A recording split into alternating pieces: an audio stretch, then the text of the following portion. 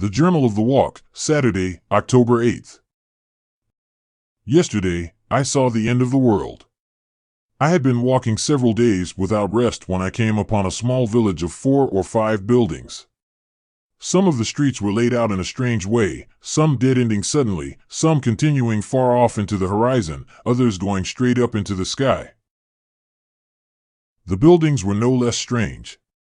Some had large sections of wall cut away, leaving the interiors open to the world. Some seemed to stretch into infinity. Only a small bit of the village looked the way most villages do. The streets were completely empty, so I went to one of the houses and knocked on the door. A small middle-aged woman with mousy brown hair answered the door. I said who I was and asked if I could stay the night.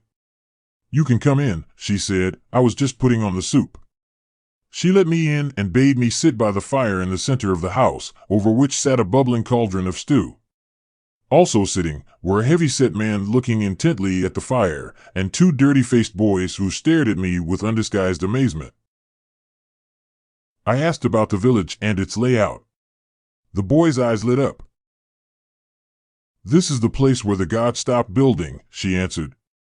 "God," the man interjected, not raising his gaze from the fire. If she heard him, she gave no indication. The world keeps on going, though. It just can't support the weight of creation. Creation just doesn't know what to do when it reaches this place. When my parents came here, I was a little girl. We were following a sign from the gods. God, the man corrected again. The woman began to stir the stew. Which led us to this place. There were 12 families then. Even when we first came from the east, we knew that there was something off about this place. Trees hung down from fields in the sky. Mountains high as anything, and thin as parchment, ended suddenly. Rivers full of leaves that flowed like water. We thought it was odd, but we built anyway. It took us just a few days to build the houses. It couldn't have been more than a week when some started to stretch or disintegrate or change. Half of the families left immediately. They said this was a place of evil spirits and devils.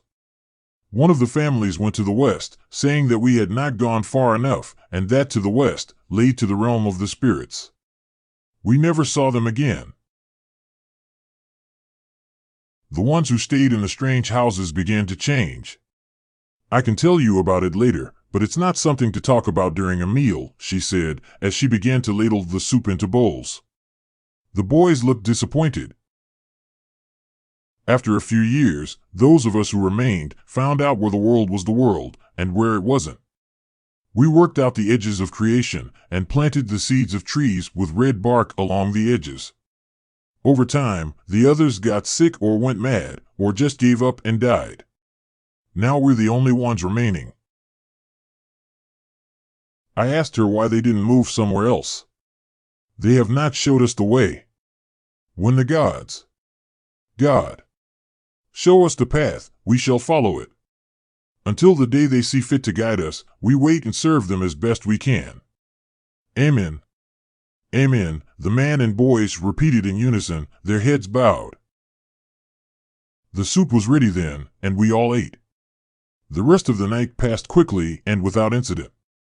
At daybreak, I thanked the family and gave them a gold coin. I set out through a forest road, making sure to keep a red bark tree in sight at all times. It is only now, taking a rest, that I realize that the woman never said what happened to the changed people. I can only hope I never learn. This content is Creative Commons. Relevant attribution can be found in the description.